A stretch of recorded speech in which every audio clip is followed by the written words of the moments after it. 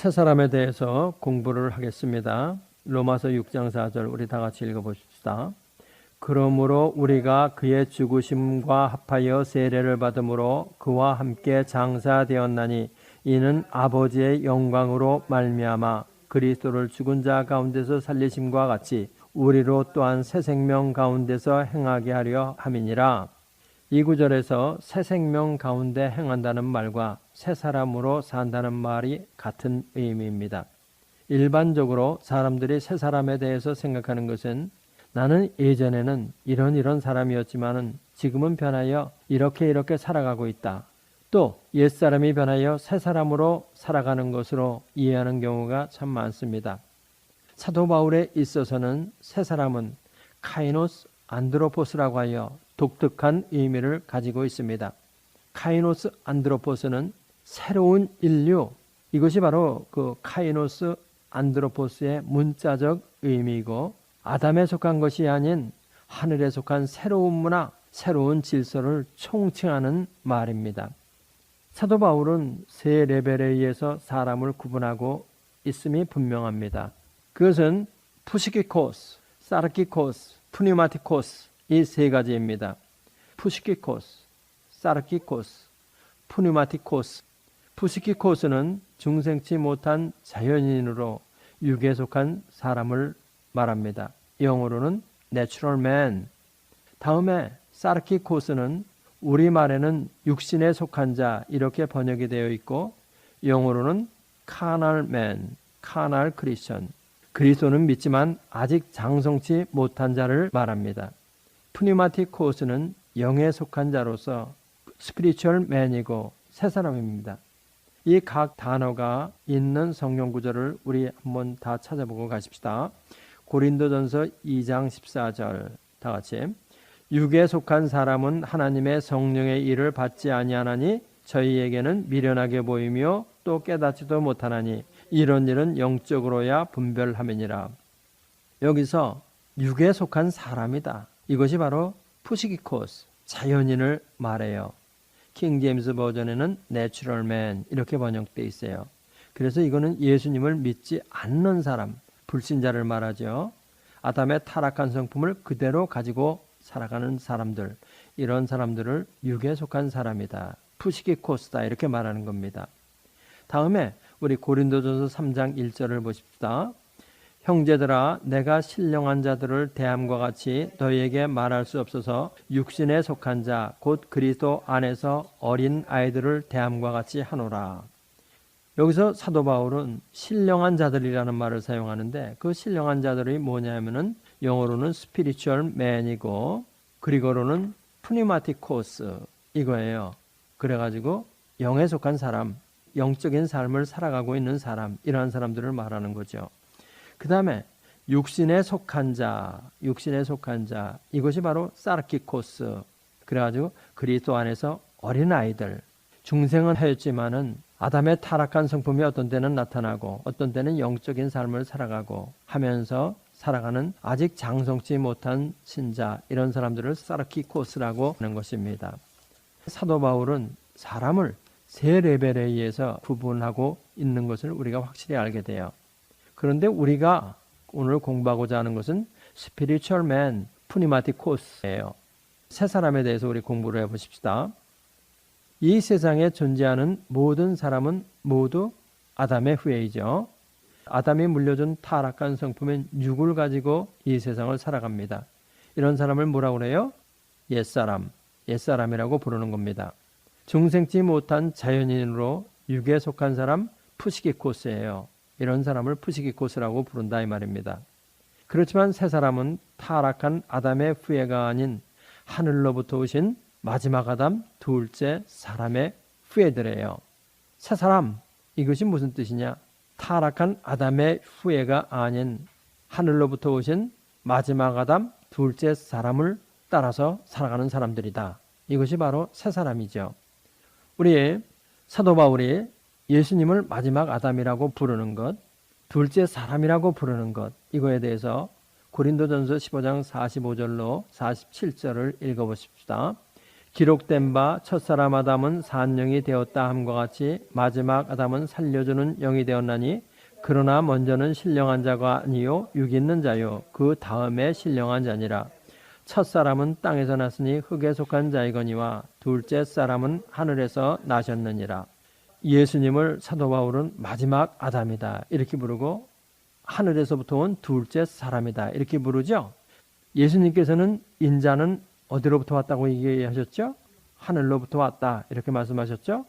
사도 바울은 둘째 사람은 어디로부터 왔다고 말하죠?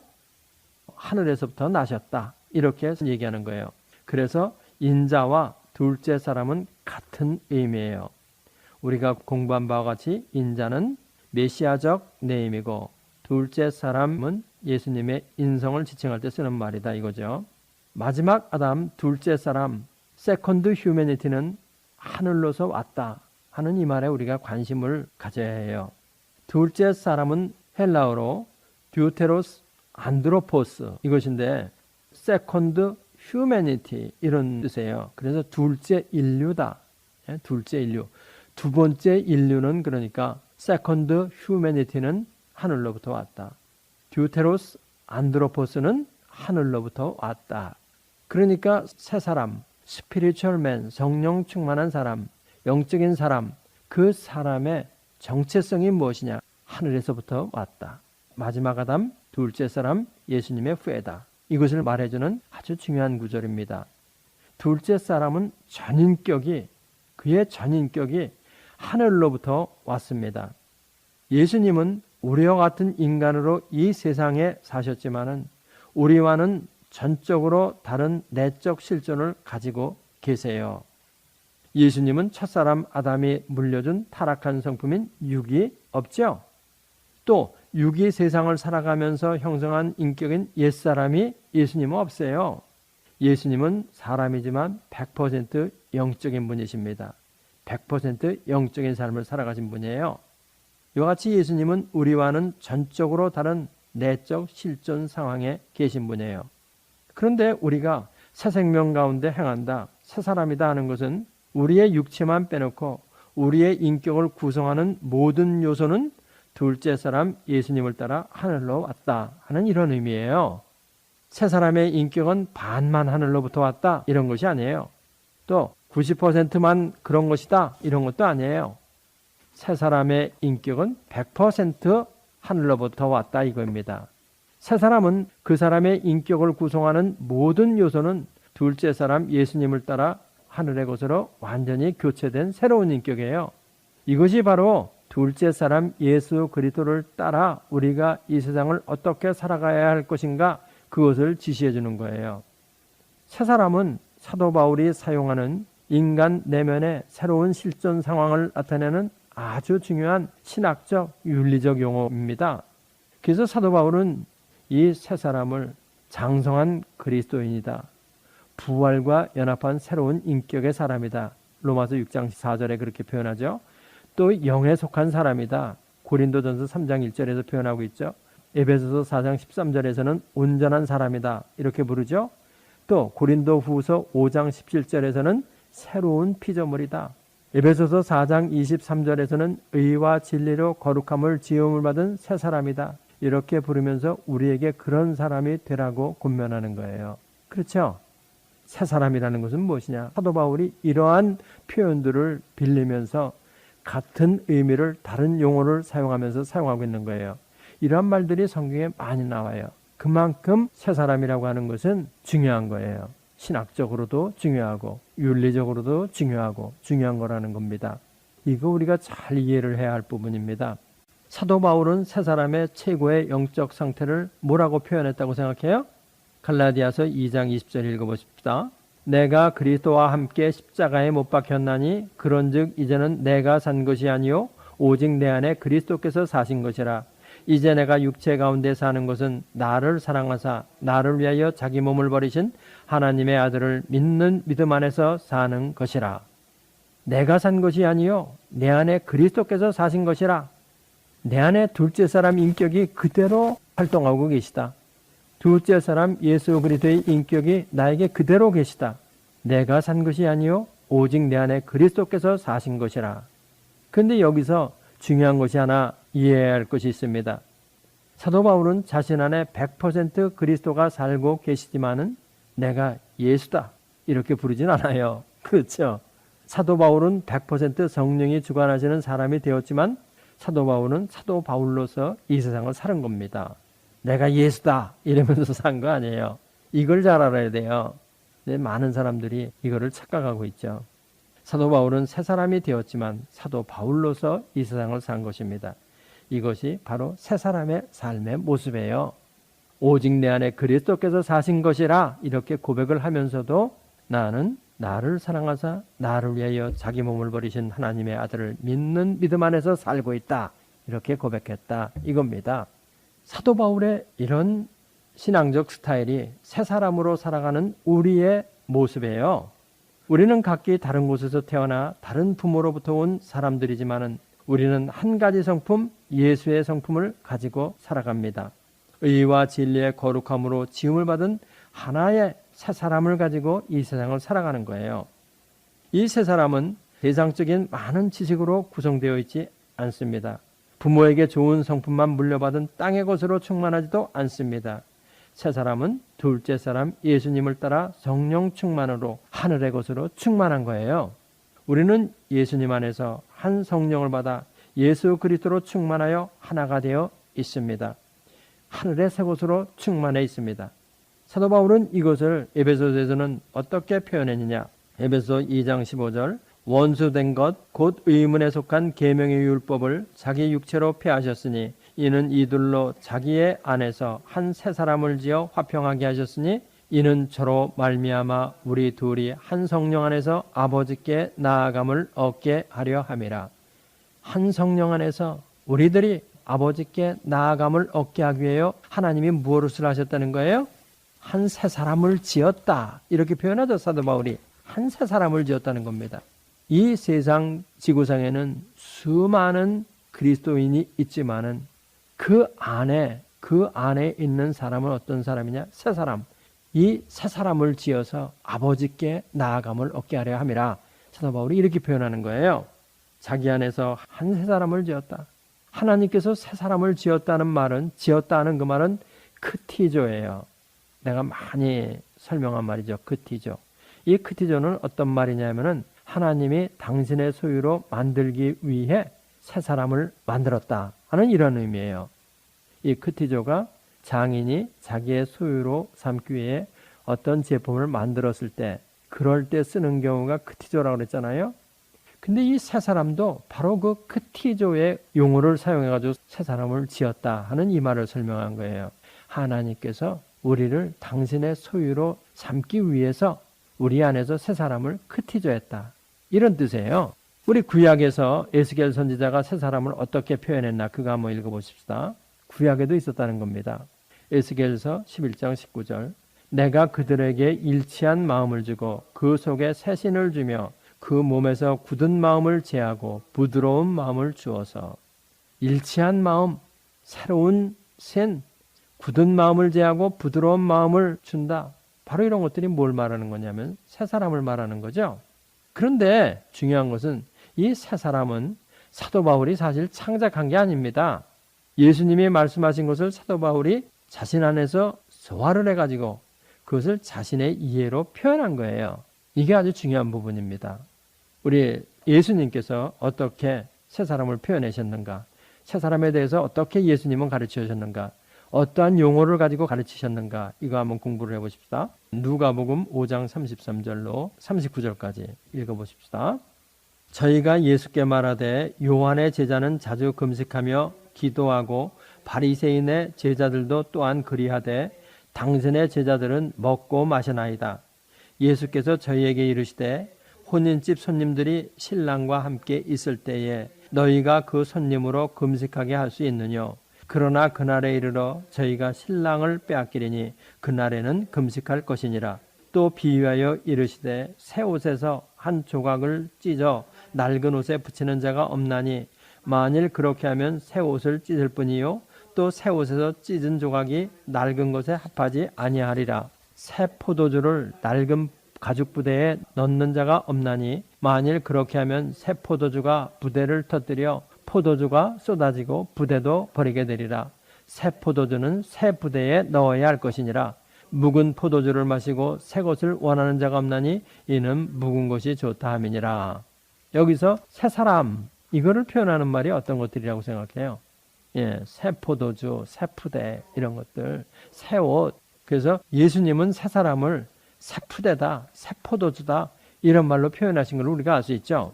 우리 예수님의 이 말씀을 깊이 구절구절 한번 생각하면서 공부를 해보십시다. 마태의 기록에 의하면 예수님께 금식에 대하여 질문을 한 사람들은 세례 요한의 제자로 나와 있어요. 세례 요한의 제자들은 종교적 자세에 있어서는 자기들과 적대적 관계에 있는 바리새인들까지 들먹이면서 예수님의 제자들을 공격하고 비판하는 거예요. 이것은 그래서 사실은 세례 요한의 제자들이 자기들과 적대적 관계에 있는 바리새인들까지 들먹이면서 예수님의 제자들을 공격하는 거예요. 그래서 마태복음 9장 14절에는 뭐라고 나와 있냐면은 읽어보세요. 그때의 요한의 제자들이 예수께 나와 가로되 우리와 바리새인들은 금식하는데 어찌하여 당신의 제자들은 금식하지 아니하나이까? 요한의 제자들이라고 나와 있죠. 세례 요한의 제자들. 그러면서 우리와 바리새인들은 금식하는데 어떻게 당신의 제자들은 금식도 안 합니까? 하면서 공격하는 거예요. 이건 뭐야? 다수로서 자신들의 주장의 정당성을 말하고 소수를 다수로서 제압하려는 이러한 의도가 있다고 볼 수 있죠. 그죠? 충돌의 긴박성이 있는 현실 앞에서 예수님은 이러한 상황을 아주 잘 이끌고 가십니다. 그리고 좋은 설명을 해주세요. 예수님은 자신의 공격에 대해서 아주 체현하고 계세요. 그죠? 그렇지만 우리는 남이 나를 공격하는 것처럼 보일 때 마음의 평정을 잃어버리는 경우가 많이 있어요. 그렇지만 예수님은 추호의 흔들림도 없이 오히려 그런 기회를 최대의 기회로 삼아서 제자들을 가르치기 위한 기회로 활용하고 계신 거예요. 추호의 동요도 없이 이런 상황을 이용하여 깊은 진리를 설파하고 계시죠. 여기서 예수님의 답변은 공격적이 아니고 방어적인 것을 보게 돼요. 세례 요한의 제자들의 금식을 공격하시려는 것이 아니고 주님의 제자들이 금식하지 않는 이유에 대해서 설명하고 계세요. 이것은 뭐냐? 예수님은 세례 요한의 제자들이 금식하는 것에 대해서 비판할 의도를 가지고 계시지 않은 것을 우리가 알 수 있는 거예요. 누가복음 5장 39절 읽어보십시다. 묵은 포도주를 마시고 새 것을 원하는 자가 없나니 이는 묵은 것이 좋다 함이니라. 예수님은 묵은 포도주도 좋다고 말씀하고 계신 거예요. 그렇죠? 그러니까 세례 요한의 제자들이 금식하고 그러는 거 내가 비판할 마음이 없다. 이렇게 간접적으로 의사를 표현하고 계신 것이라고 저는 믿어요. 여기서 묵은 포도주는 뭐 같아요? 묵은 포도주. 물론 오래된 포도주죠. 당연한데 묵은 포도주는 오랫동안 전통으로 내려온 금식 이거를 말하죠. 예수님은 이런 전통이 부질없는 일이라고 말씀하시지 않고 그것을 고수하려고 하는 데에도 긍정적인 자세를 보여주세요. 그러나 전체 문맥을 보면 묵은 포도주가 좋은 면도 있지만 새 포도주, 즉 새로운 신앙운동은 묵은 전통, 낡은 가죽 부대에 담으려고 하지 말아라 하는 것을 예수님은 또한 말씀하고 계신 거예요. 다시 말하면 무엇이냐? 기독교는 유대교의 전통에 뿌리를 두고 나왔지만은 기독교는 유대교가 아니다. 같은 면을 많이 공유하고 있지만 기독교와 유대교는 다르다 이겁니다. 묵은 전통, 새 전통, 묵은 교훈, 새 교훈, 옛사람, 새사람. 새 포도주는 새 부대에 담아야 한다고 예수님은 먼저 말씀하시고 나중에 묵은 포도주, 유대교 쪽 전통에 대해서는 긍정적으로 말씀하신 것은 새로운 전통은 새 부대에 담아야 하지만 유대교에 있는 긍정적인 면들에 대해서는 우리가 수용해야 한다고 말씀하시는 것 같아요. 그렇죠? 그게 바로 한 예로 뭘 예수님이 말씀하시는 거냐면은 수용해야 할 바로 이 부분이 기독교가 아직 수용하고 있는 유대교의 부분이에요. 다시 말하면 지금의 기독교인들은 금식하고 있죠. 그렇지만 지금의 기독교인들은 새 부대 안에서 새로운 가치관과 새로운 영적 의미를 가지고 금식을 하고 있죠. 유대교에서처럼 의무에 의해 형식적으로 금식을 하고 있지는 않단 말이에요. 기독교인들은 금식에 대한 유대교의 유익한 점을 수용하고 기독교적으로 금식을 하고 있는 거예요. 예수님이 이걸 말씀하시고 계신 거라고 난 믿어요. 유대교의 유익한 점을 수용하고 기독교적인 의미에서 금식을 하고 있다. 이것은 현상은 같지만 본질은 다른 것입니다. 지금 제가 말씀드린 이것이 세례 요한의 제자들이 예수님의 제자들에게 금식에 대하여 공격한 것에 대해서 예수님의 대답의 초점이라고 저는 믿어요. 우리는 여기서 한 걸음 더 나아가 묵은 곳을 바라보시는 예수님의 관점에 대해서 예수님과 니고데모와의 대화를 더 깊이 생각해 봐야 할 필요가 있습니다. 니고데모는 일주일에 2번 금식을 하고 율법을 철저히 지키는 묵은 전통의 대표자로서 예수님을 찾아왔습니다. 그래서 예수님한테 뭐라고 그래요? 요한복음 3장 2절. 그가 밤에 예수께 와서 가로되 라삐여 우리가 당신은 하나님께로서 오신 선생인 줄 아나이다. 하나님이 함께 하시지 아니하시면 당신의 행하시는 이 표적을 아무라도 할 수 없음이니이다. 니고데모가 예수님의 표적들을 연구하고 유대교적 관점에서 얻은 결론은 뭐예요? 하늘로부터 온 선생이다. 이것이 니고데모가 예수님에 대하여 알 수 있는 한계예요. 다시 말하면 낡은 부대 안에 있는 사람의 예수님에 대한 이해에 대한 한계예요. 그게 바로 하늘에서 온 선생이다. 사람이다. 이런 뜻이에요. 예수님은 뭐라고 대답하시냐면은 아주 전혀 엉뚱한 말을 하고 계시죠. 3장 3절 다 같이 예수께서 대답하여 가라사대 진실로 진실로 내게 이르노니 사람이 거듭나지 아니하면 하나님의 나라를 볼 수 없느니라. 새 푸대에 새로운 포도주다 하는 그것은 무엇이냐면은 사람이 거듭나지 아니하면 하나님의 나라를 볼 수 없다. 이거를 말씀하셨어요. 예수님께서는 니고데모에게 새로운 가르침을 수용하고 도덕적으로 새로운 삶을 살면 그것이 전부라고 말씀하지 않으신 겁니다. 새로운 가르침을 수용하고 도덕적으로 새로운 삶을 살면 그것이 새수를 새푸대에 닮은 삶이라고 말씀하시지 않은 거예요. 그렇게 생각하는 것은 아직도 피상적인 관찰을 하고 있는 것이에요. 그렇죠? 그런데 예수님은 직설적으로 거듭나지 아니하면 하나님의 나라를 볼 수 없다. 이렇게 딱 잘라 말씀하셨어요. 다시 말하면 내 생각 속에 예수님의 새로운 가르침을 수용하고 도덕적으로 새로운 삶을 살아도 새로운 생명을 받아 새 인간으로 다시 태어나지 않으면 하나님의 나라를 볼 수 없고 알 수도 없다. 아담의 원죄를 타고난 육을 가지고는 알 수 없기 때문에 하늘에 속한 새로운 하늘의 생명으로 다시 나야 한다. 이것을 말씀하시는 거죠. 거듭나는 것은 헌 것을 고치는 계량이 아닌 물이 변하여 포도주가 되는 것 같은 질적 변화를 말하고 계십니다. 이것이 바로 유대교와 기독교의 가르침의 중요한 다른 점의 한 부분이에요. 유대인들은 현재 상태를 유지하는 것, 그것을 의라고 말하지만은 예수님은 질적인 변화를 일으켜야 그것이 의가 된다. 하나님께 의가 된다. 이것을 말하고 있는 것이에요. 질적 변화를 예수님은 말씀하고 계시다. 예수님이 니고데모에게 거듭나야겠다 이렇게 말씀하셨을 때 이것이 바로 거듭나야 한다는 그 의미예요. 질적 변화를 일으켜야 된다는 거예요. 질적 변화가 와야 된다는 거예요. 로마서 6장 4절 우리 읽어보십시다. 그러므로 우리가 그의 죽으심과 합하여 세례를 받음으로 그와 함께 장사되었나니 이는 아버지의 영광으로 말미암아 그리스도를 죽은 자 가운데서 살리신과 같이 우리로 또한 새 생명 가운데서 행하게 하려 함이니라. 질적인 변화를 일으켜야 된다. 옛사람은 죽어야 한다. 그리고 부활하신 그리스도와 하늘의 곳으로 연합해야 한다. 이거를 예수님이 말씀하신 거예요. 예수님이 말씀하신 것을 사도 바울이 아주 잘 깊이 있게 잘 이해를 했습니다. 오늘날 교회에는 교회에 가는 것이 좋아서 하나님의 말씀을 들으면 마음이 편안해져서 좋은 말씀 듣는 것이 좋아서 교회에 매주일 나오는 사람이 있습니다. 이런 사람은 오랜 동안 교회에 다녔기 때문에 성경과 교회의 풍습에 도 같은 종교인일 수 있어요. 니고데모는 현대적 용어로 말하면 바로 이런 종교인의 대표자입니다. 그러나 이런 종교인이 되었다고 해서 천국을 보고 가는 것이 아니라는 것을 예수님은 말씀하시고 계신 거예요.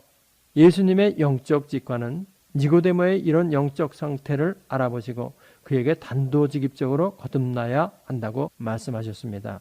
거듭나지 않으면 하나님의 나라의 그림자는 볼 수 있지만 본체는 볼 수 없다. 거듭나야만 현상이 아닌 실제를 볼 수 있다. 어피어리언스가 아닌 리얼리티를 볼 수 있다. 이렇게 말씀하신 거예요. 사람들로 하여금 그림자가 아닌 본체를, 현상이 아닌 실제를 보게 하시려고 예수님이 어디서부터 오셨다고 말씀하시는 거예요? 하늘로부터 왔다. 이렇게 말씀하시는 거예요. 하늘로부터 왔다. 예수님은 낡은 구습을 버리고 새로운 가르침으로 마음속을 가득 채워도 그 사람이 새로운 생명을 받아 본질적으로 다시 태어나지 않으면 안 된다고 말씀하시는 거예요. 그러니까 예수님은 낡은 구습을 버리고 도덕적인 교훈으로 자기 마음속을 가득 채웠어도 새로운 생명을 받아 본질적으로 다시 태어나야 한다. 이것을 말씀하고 계신 겁니다. 오늘은 여기까지 공부하겠습니다. 남은 부분은 다음 주로 이어지겠습니다. 기도하십시다. 예수님의 새 포도주는 새 푸대에 채워라 하신 이 말씀을 사도 바울은 하늘의 것으로 새로 지음을 받은 새 사람을 입으라고, 의와 진리의 거룩함으로 지음을 받은 새 사람을 입으라고 이렇게 표현하고 우리에게 가르쳐주고 있습니다. 그렇지만 이 두 말은 다른 말이 아니라 같은 의미를 가지고 있다고 우리는 믿습니다. 새 사람의 실체가 무엇인지를 알고 새 사람으로 삶으로 말미암아 하나님께서 우리에게 예비해 놓으신 놀라운 그 축복된 삶, 축복된 세계를 경험하며 살 수 있도록 하나님 저희들을 축복하시고 인도하여 주시기를 바라고 원합니다. 날마다 성령으로 새롭게 함을 받아서 하늘의 것으로 충만한 삶을 살아가는 저희들 모두가 다 될 수 있도록 축복하여 주옵소서. CD를 듣는 사람, 인터넷을 듣는 사람 모두가 새 사람에 대한 자각이 깊어질 수 있도록 성령님께서 은혜를 주옵소서. 예수님의 이름으로 믿사옵고 기도하옵나이다. 이 성경 공부를 하신 분은 곧바로 라이크 버튼을 눌러주세요. 여러분의 수고가 하나님 나라 확장에 큰 도움이 됩니다.